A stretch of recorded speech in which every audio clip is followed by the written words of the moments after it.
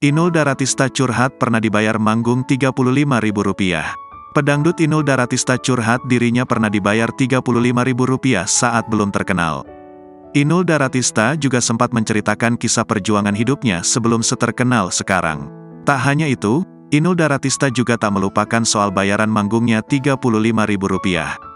Melansir dari laman Instagram Inul Daratista pada Senin, tanggal 24 Juli tahun 2023, istri Adam Suseno tersebut membagikan foto tengah tertidur di kereta. "Bukan peres, terima kasih Mbak Bella Foton saat aku lelap di kereta @bellaratu 83. Nasib pejuang untuk keluarga yang ikhlas dilakukan, biarpun ada pekerjaan lain yang jauh lebih besar dari nafkah menyanyi tapi pasien jiwa saya di sini," tulis Inul Daratista. Ia juga mencurahkan isi hatinya sebagai wanita pekerja keras.